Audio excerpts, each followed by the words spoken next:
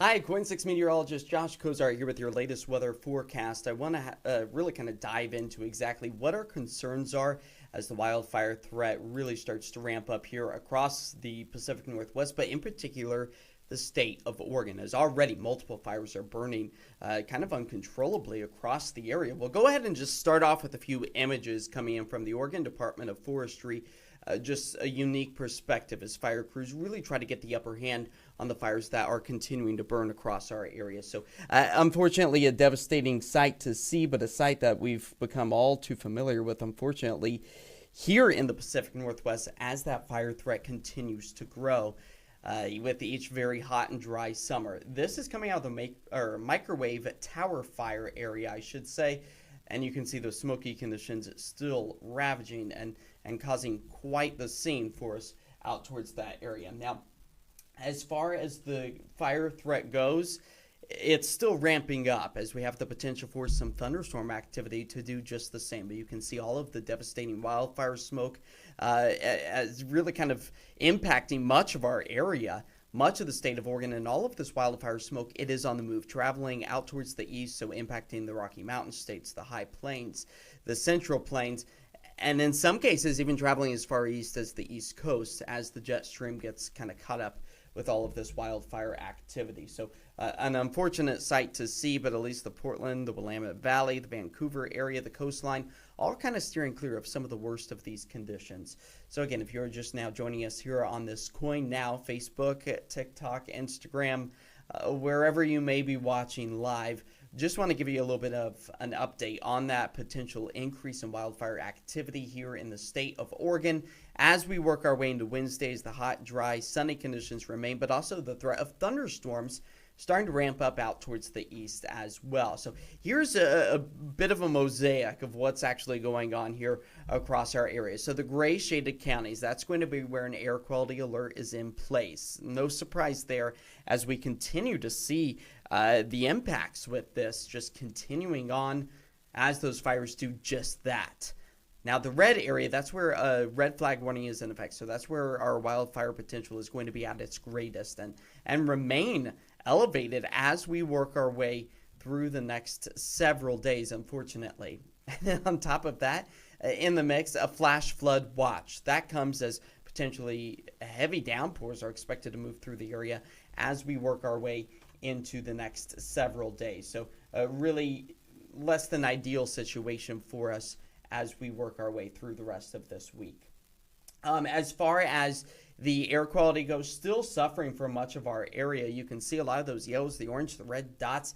That's where moderate air quality, unhealthy for sensitive groups, continues to plague much of the Pacific Northwest. And again, all of that is moving its way towards the east. So not impacting us here with an onshore flow through the I-5 corridor, but still nonetheless very impactful as we continue to see this wildfire season really start to ramp up. Now, our air quality it's expected to still remain at a good level, at least through the I-5 corridor. You'll notice that it kind of starts to push its way a little bit further up to the east, but still that unhealthy, very unhealthy category, all a possibility as we move through the next 24 hours or so, taking us into Wednesday as well. Right now, a live look out over downtown Portland. You can also see just below me Mount Hood from Government Camp, holding on to the sunny conditions this Tuesday evening. But you'll notice, at least with our Portland camera, you can see a little bit of that haze that are still off along the horizon. Mount St. Helens off in the distance as well. As our temperatures are currently hovering in towards the low 80s. Today, a welcome sight, a welcome cool down for us, as we only managed to sit in towards the mid 80s. That's normal for this time of year, where we should be. If only that had been the case earlier in the month, maybe we wouldn't have been talking about this dire fire situation that is really expected to ramp up as we move our way into Wednesday. So again, there's some of those daytime high temperatures that we saw today. Mid 80s for us up and down the I-5 corridor. Again, we should typically be hovering right around 83 for this time of year. But you'll notice the heat still just trapped on the east side of the Cascades. That too increasing that wildfire potential as we work our way for, again, another round of the excessive heat. Live look out towards the Alenay, seeing those clear skies taking us all the way through the rest of this evening with no clouds to be seen in the sky. You'll notice primarily just to the northeast of the Madras area, a little bit of a green speck. That's where we are likely picking up on just some clouds being produced by the wildfire smoke, lifting the air molecules that have a little bit of moisture in them. They cool, they condense, and they create their own rain showers, but likely being caused by the pollutants of the poor air quality that continues. Now, down towards the south and east, that's where we're actually getting a little bit of that thunderstorm, or I guess I should say just heavier downpour potential. So that's really good because this doesn't necessarily have lightning embedded in it. Now, is this rain actually making its way to the surface? That's still a big question for us. We'd have to look at the sensors down that direction. But nonetheless, I think we are probably picking up on a little bit of moisture. And this is really going to be the bullseye of all of the activity that we see as we work our way into this time tomorrow. So that thunderstorm threat, it really starts to ramp up for us out towards the eastern sections of Oregon. Southeast Washington may be on the fringe, but the darker green shaded area, that's a marginal risk. So about a 1 out of 5 chance to see stronger to severe thunderstorms. So we're talking about gusty, potentially damaging winds anticipated with this system. Frequent lightning, although that doesn't fall under the category of severe weather, still one of the biggest threats really for us for starting potentially spreading new wildfires, along with the damaging wind threat, along with the potential for some large hail as well. So a lot of activity firing up out towards the eastern sections of Oregon, central Idaho, and western Montana as we work our way into Wednesday afternoon and evening. So that's really going to kind of crank up our dials here as we move our way into Wednesday afternoon. This is our fire weather danger. So this is really kind of looking at the low relative humidity values, the lightning potential, all combined together to give us an elevated threat for those fires. And again, folks, if you're just now joining us, multiple fires are already burning across our areas. So something that we don't necessarily like to see here, as the fire season in the Pacific Northwest still really remains widespread. Now, this upper level low pressure system and the high situated just to our south and east, this is all good news. This is what's helping to kind of keep the wildfire smoke out of the Portland area and much of western Oregon and Washington. So a low pressure system has a counterclockwise rotation with it. That's what you see here. That's helping to usher in cooler air as well. In addition to that, high pressure to the south with its clockwise rotation is doing just the same, bringing the onshore flow in, keeping our temperatures cooler here in the Portland area, or where they should be for this time of year. And that's also creating the perfect funnel to push all of this wildfire smoke into the Rocky Mountain states and the Central Plains as well. So as far as the timeline goes with this, it really kind of stalls out over us Wednesday into Thursday as well. So that's good news as far as our temperatures go, and eventually helping to cool us down out towards the east and maybe bring us some beneficial moisture if the lightning doesn't have its way with us first. So here's a bit of a timeline of what we're expecting with our Futurecast here along the Willamette Valley, the I-5 corridor. Not much to talk about, but we do have the chance for a very weak cold front to start to swing its way through, increasing the clouds along the coast. Maybe if you're lucky enough, you'll get a light drizzle for the start of the day tomorrow. But then we do expect to see maybe a few clouds to move in early Thursday morning, Thursday afternoon. We're back to the sunshine. Temperatures, though, on the comfortable side. We're talking about maybe 78 degrees for our high on Thursday for Portland.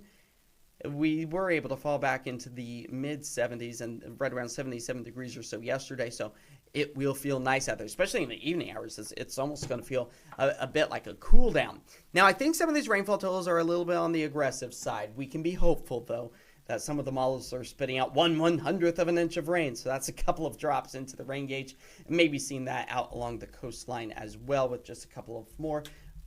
Wishful thinking. We can keep our fingers crossed there.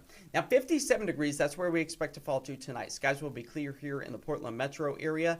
And this bodes well for us because maybe, just maybe, we could potentially see the aurora borealis, the northern lights, dive their way further to the south. Now, this is a KP scale of about, I think I saw 5.67. Now, the one that we saw back on May 13th of 2024, so just this past May, when all of us got to see those northern lights, that was a KP scale of about 7 or so, so much higher.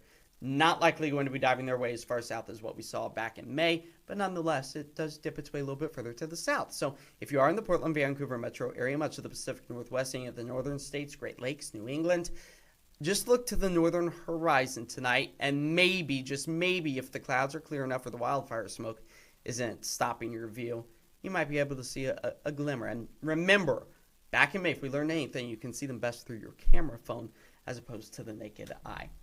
So be on the lookout for that. You can head to KOIN.com to share your photos and videos there as well. Now, as far as Washington County Fair goes, which is already underway, it's going to take us into the weekend. That's where we can expect to see temperatures tomorrow get back up into the low to mid 80s for. So that will be a welcome, nice change of pace. Tomorrow's high here in the city, 83 degrees. Plenty of sunshine to go around. Winds out of the northwest at about 5 to 10. They could gust closer to 15, maybe even 20 miles per hour. A few more clouds might be in the mix as well. That will be a welcome change of pace. Now, here's the breakdown of what we expect to see out along the coast tomorrow. Low to mid to upper 60s, all on the docket for us. As we see, definitely more cloud coverage, maybe a light drizzle for the start of the day, then drying throughout the afternoon. I-5 corridor back up into the low to mid 80s for seasonal for this time of year. This is the summer heat we used to be used to. Now it's a cooling trend for us, unfortunately, as we also expect to see triple digits finding their way back into the eastern half of Oregon and Washington. That comes with an increased wildfire potential as the lightning threat and severe weather threat also increases and up in elevation. Seeing those seasonal conditions, the Dow's back into the mid 80s, also a welcome sight. Unfortunately, wildfire smoke still remains out that direction. Let's go ahead and take the 7-day forecast full for you so you can get the full effect. 78 degrees. That is a nice change of pace come Thursday. We just got to pack our patience with the 80s. One more day on Wednesday, and then Saturday, Sunday, well, maybe a few more clouds on Sunday with a high of about 82 or so. And then we expect to see more sunshine in the works for next week as we gradually start to warm things back up once again. So be mindful of that. We are keeping a very close eye on that potential to see the heat return to the Pacific Northwest. But again, the big takeaway is that it's going to be extremely comfortable at 78 degrees on Thursday. Tomorrow morning, we might see just a few clouds move in and out of our area, but overall, really not seeing any negative impacts with that cooling trend. It will be beneficial for all of us who have had to suffer through the triple-digit numbers as of late. So a welcome sight indeed for us. That's going to do it for this KOIN 6, or KOIN Now Live, I should say. Thanks for watching on Facebook, TikTok, Instagram, all of the socials. It's endless. And if you don't want to step away from the weather story, or maybe you want the latest news updates, which have been scrolling at the bottom of your screen, you can head over to KOIN.com right now. Of course, we will have the latest updates on air as well as we work our way into this evening right here on KOIN 6, Channel 6. And that's where you can get the latest information starting at 10 o'clock on the CW and then 11 o'clock on KOIN 6. Thanks again, and I hope you have a great rest of your Tuesday evening.